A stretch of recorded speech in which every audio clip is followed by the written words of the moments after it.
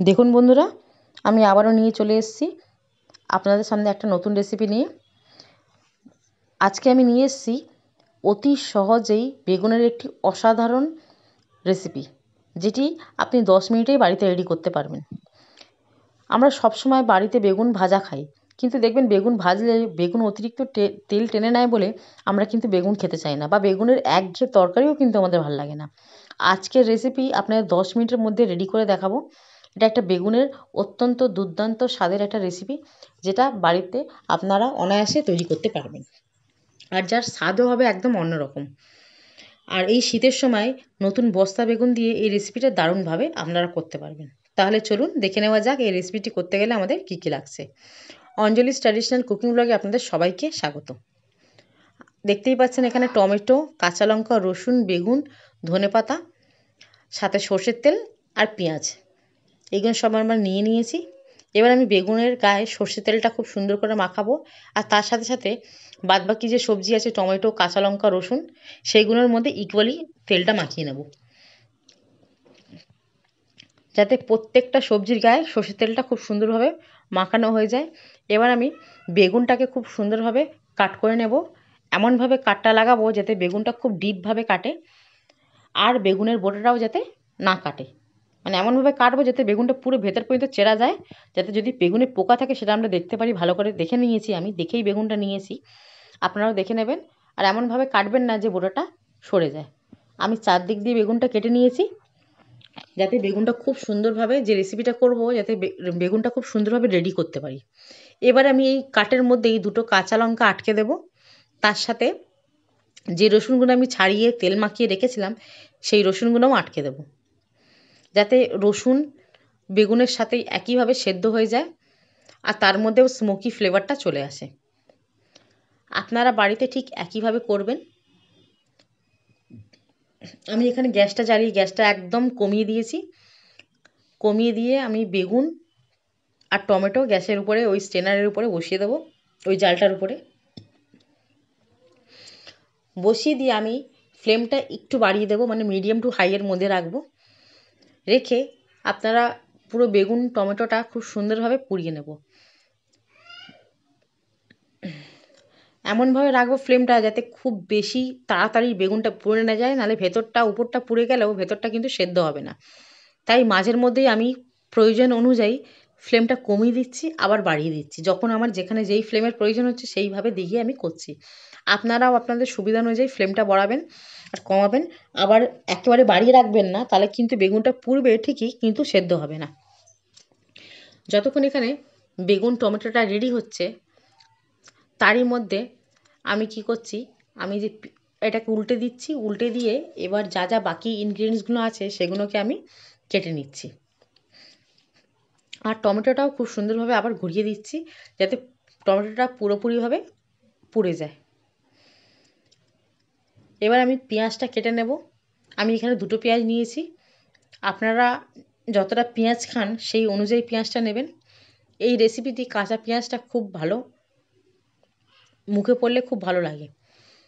আর কাঁচা পেঁয়াজের যে ঝাঁঝটা, সেটা সর্ষের তেল, ধনেপাতা আর গরম বেগুন টমেটোর সাথে যখন আপনি মাখাবেন না, আপনার রান্নাঘর মানে পুরো মোমো করবে গন্ধে। আর এই সময় যে বস্তা বেগুন ওঠে, সেই বেগুন দিয়ে এই রেসিপিটা কিন্তু একদম দুর্দান্ত হবে। আর এই রেসিপিটিতে আপনি খুব বেশি আপনার তেলও লাগবে না, তাই এই রেসিপিটি মানে 8 থেকে 80 সবার পছন্দ হবে। আমি পেঁয়াজটা কাটার পরে ধনেপাতাটা কাটবো, আর তারই ফাঁকে ফাঁকে আমি বেগুন টমেটোটা উল্টে পাল্টে দেবো খুব সাবধানতা অবলম্বন করে, যাতে কোনোভাবে আমার ছ্যাঁকা না লাগে। আপনারাও সাবধানতা অবলম্বন করে এই কাজটা করবেন। বেগুন টমেটোটা খুব সুন্দরভাবে আমি এপাশ ওপাশ করে ভালো করে পুড়িয়ে নিচ্ছি, যাতে প্রত্যেকটা দিক মানে ইকুয়াল প্রত্যেকটা দিক যাতে পুড়ে যায়। বেগুনটা প্রায় পুড়ে এসছে।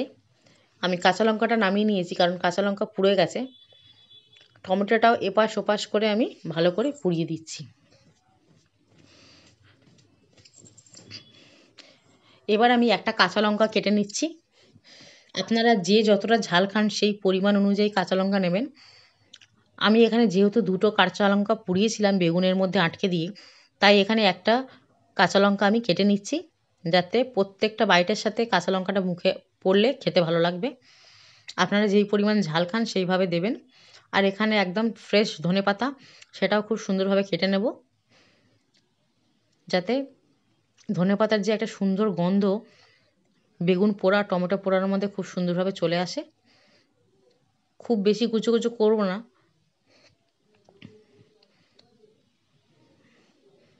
ধনেপাতাটা এই সময় শীতকালে ওঠে, সবসময় এখন তো পাওয়া যায়, কিন্তু শীতকালে যে ধনেপাতা যে ওঠে সেইটার সেন্ট গন্ধটাই আলাদা। আপনি যে কোনো তরকারি বা যে কোনো কিছুতে যদি ধনেপাতাটা দেন তাহলে বুঝতে পারবেন তার স্বাদ গন্ধ মানে 4 গুণ বাড়িয়ে দেয়, দ্বিগুণ তো দূরে থাক, বহু গুণ বাড়িয়ে দেয়। এবার আমি এই জিনিসগুলোকে একটা থালায় নিয়ে নেব।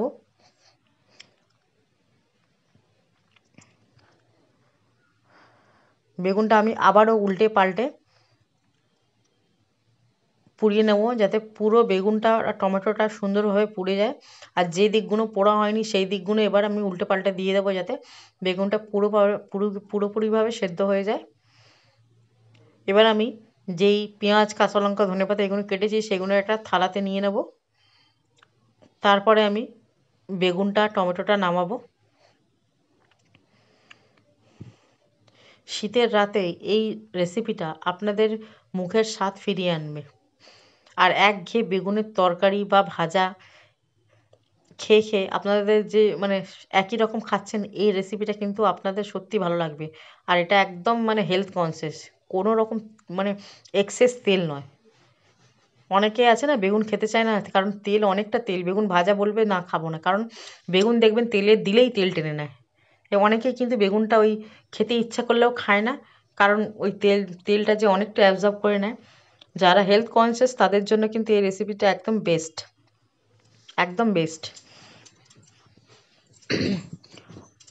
বেগুনটাকে আমি খুব সুন্দর করে বেগুনের খোসা যেটা পুড়ে গেছে ভালো করে পরিষ্কার করে নেব। আবার পুরোটাও পরিষ্কার করব না, পুরোটা পরিষ্কার করলে হবে কি একটা যে স্মোকি ফ্লেভারটা আছে সেটা আসবে না। সেই জন্য আমি টমেটো আর বেগুনটা পরিষ্কার করে নিচ্ছি, কিন্তু একটু যাতে গায়ে লেগে থাকে, একেবারে সাদা করে নয়, তাহলে দেখবেন একটা নতুন সুন্দর একটা গন্ধ আসে। করে নিয়ে এই টমেটো আর বেগুনটা পরিষ্কার করে নিয়ে এবারে আমি ছুরির সাহায্যে বেগুনটাকে খুব সুন্দরভাবে কাট করে নেব, কাট করে থালায় নিয়ে নেব, তারপরে টমেটোটাকে করব।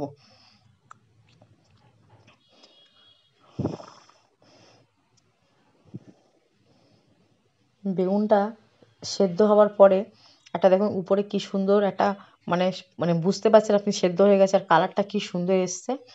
এবার আমি ছুরির সাহায্যে বেগুনটাকে খুব সুন্দরভাবে কাট করে নিয়েছি। আপনারা বুঝতে পারছেন বেগুনটা কত সুন্দরভাবে পুরো কাটটা করেছিলাম বলে ভেতর পর্যন্ত সেদ্ধ হয়ে গেছে, কোনো জায়গায় কিন্তু খিঁচ নেই, খুব সুন্দর সেদ্ধ হয়ে গেছে। আর রসুনগুলোও কিন্তু আপনি বুঝতে পারছেন রসুনগুলোও খুব সুন্দর সেদ্ধ হয়ে গেছে।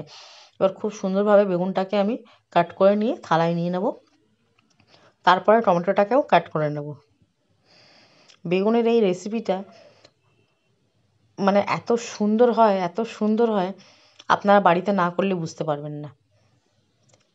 এই যে গরম গরম বেগুনটা আমি যখন থালায় দিচ্ছি, দেওয়ার সাথে সাথেই একদম ধনেপাতার একটা গন্ধ, ধনেপাতার গন্ধ, বেগুনের গন্ধ আর কাঁচা পেঁয়াজ এইগুলো সব মিলিয়ে পুরো রান্নাঘর একদম গন্ধে মোমো করছে। আর তার মধ্যেই পড়বে সর্ষের তেল। আর একটা জিনিসও দেবো তার মধ্যে, কিন্তু সেটা খুব সিক্রেট, সেটা লাস্টে দিয়ে দেখাবো। আপনারা এই রেসিপিটা আগে খেয়ে থাকলেও যেভাবে আমি করছি সেইভাবে একবার খেয়ে দেখবেন। কথা দিচ্ছি এত ভালো স্বাদ, খুব সুন্দর হবে।